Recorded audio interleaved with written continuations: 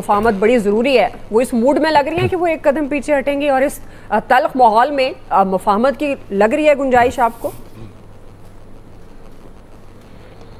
देखें, ज़मीनी हक़ाइक़ पे रहते हुए हमें गुफ्तगू करनी चाहिए। संजीदा लेने पे तो पाबंदी नहीं है, किसी भी बात को संजीदा ले लें। जरदारी साहब की बात को भी हम संजीदा ले लें। बात यह है कि जरदारी साहब कह रहे हैं कि ये जो इंतशार है, ये सियासत ख़त्म होनी चाहिए, मुफाहमत का रास्ता निकालना चाहिए। तो भाई हम निकालें ना, तो वो रास्ता किसने निकालना है? मैंने निकालना है? आप इन्होंने ही निकालना है ना, हुक्मरान तबके ने निकालना है ना।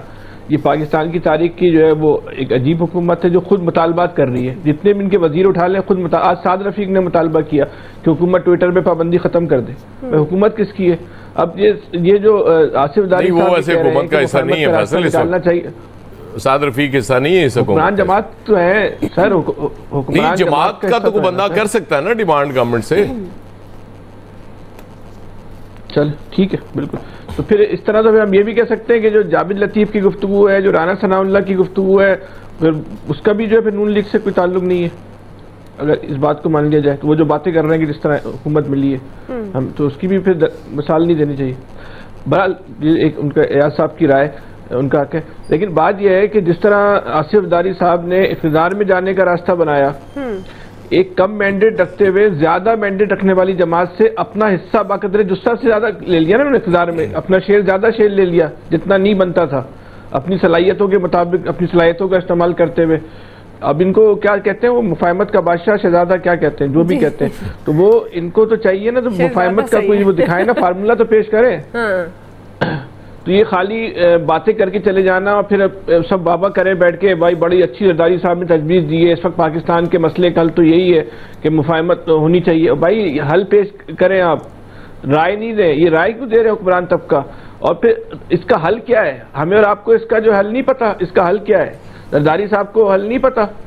हल तो एक ही है कि सारी सियासी जमातें जो है वो बैठ जाए, बैठ के बात कर लें। जरदारी साहब की अपनी कैपेसिटी है कि वो तहरीक इंसाफ से बात कर सकते हैं, नून लीग की अपनी कैपेसिटी है कि वो तहरीक इंसाफ से बात कर सकती है। जो हल है उस हल की तरफ कोई जाने को या तो तैयार नहीं है या उसकी जाने की इस्तेदाद नहीं है। ये दो बातें। और दूसरी बात, एक बात को समझ लीजिए, इस वक्त जो सियासी इंतशार है ना, यही हुक्मरान तबके की लॉटरी है इस वक्त मौजूदा हुक्मरानों की। जिस दिन ये सियासी इंतशार, जिसको हम और आप सियासी इंतशार कह रहे हैं, वो खत्म हो गया तो इनका इक़्तिदार भी खत्म हो जाएगा। इंतशार है किस चीज का? इसी बात का तो इंतशार है कि मेरिट पे जो है हुक्मरानी दे दी जाए। तो जो इंतशार खत्म हो रहा है तो ये तो इक़्तिदार में ये लोग भी नहीं रहते। ये अगर जरदारी साहब इतने मुखलिस हों कि वो इस बुनियाद पे इस मुल्क से इंतशार खत्म करेंगे कि उनकी सदारत खत्म हो जाए, नून लीग इस बुनियाद पे इंतशार खत्म करेगी कि उसकी हुकूमत खत्म हो जाए, कैसे करेंगे? मुमकिन नहीं है। ये हुकूमत खत्म होने से पहले थोड़ी सी बात करनी है। जी जी, मैं देती हूँ मौका। इस पीपल्स पार्टी से और नून लीग से, इनसे तवक्का करना कि ये चाहते हैं कि इस मुल्क से सियासी इंतशार खत्म हो जाए, तो तवक्का करने में तो कोई हर्ज नहीं है, लेकिन अमली तौर पे जो है वो मुमकिन है नहीं। बात इंतशार के जो रास्ते हैं ना, जी जी, खत्म होने के जो रास्ते हैं वो इस हुकूमत से, उन हुक्मरानों के खात्मे से निकलते हैं।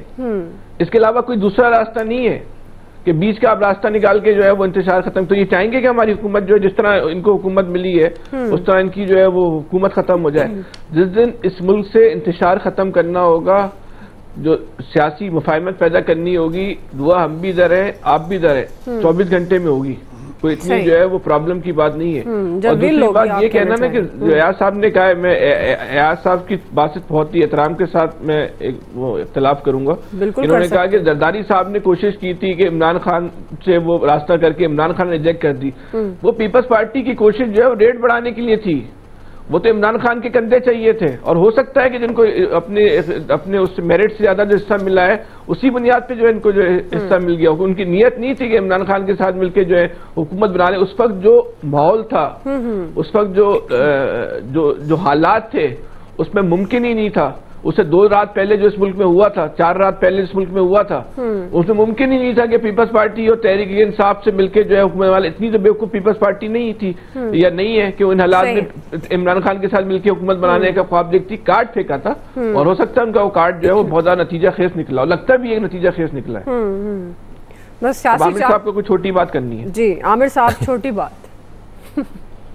जी मैंने कहा कहीं फैसल एकदम हुकूमत ही ना खत्म करा दे तो मेरा फिक्र ही चला जाएगा, तो मैं फौरन मैं बीच में लुकमा दे के इजाजत ले लूं कि हुकूमत जाने से पहले मैं अपनी बात ज़हन में रख लें कि जो सदर मुमलिकत का खिताब होता है वो हुकूमत की पॉलिसी का आयनादार होता है। हुकूमत और सदर मुमलिकत मिल के ये स्पीच बनाते हैं, बस आपको इतना बताना जी। ठीक है, मतलब चंगा किता दास्ता ऐसी समझ रहे हैं किसी और ने बना के देती तकरीर।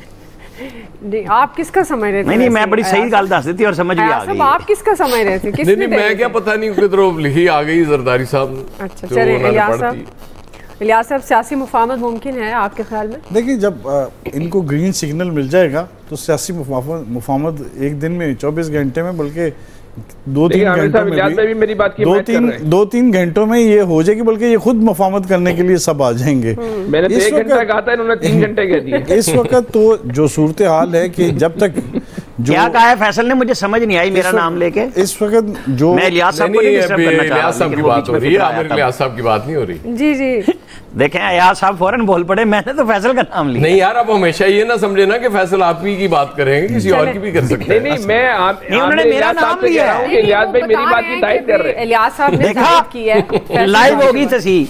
देखिए, इस वक्त मुल्क को चलाने के लिए जरूरी है। मैं चाह रही थी मामला आगे बढ़ जाए, बात इधर नहीं हुई, एक गल बात जानी, मामला आगे नहीं बढ़ना। देखिए, इस वक्त मुल्क को चलाने, फैसल ने मेरा नाम बता दिया ना कि उसने मेरा ही नाम लिया। जी जी, फैसल साहब,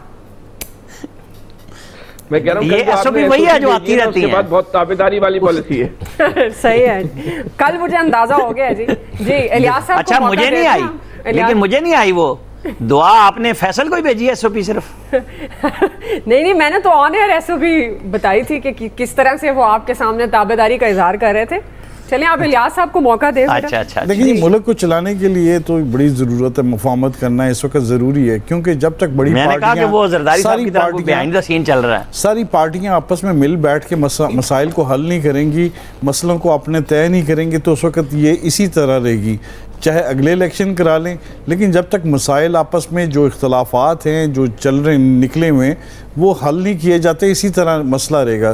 जरदारी साहब इस चीज़ को समझते हैं, जाहिर है वो इस बारे में पेशकश करते हैं, लेकिन ये पेशकश अगला कबूल करता है कि नहीं करता?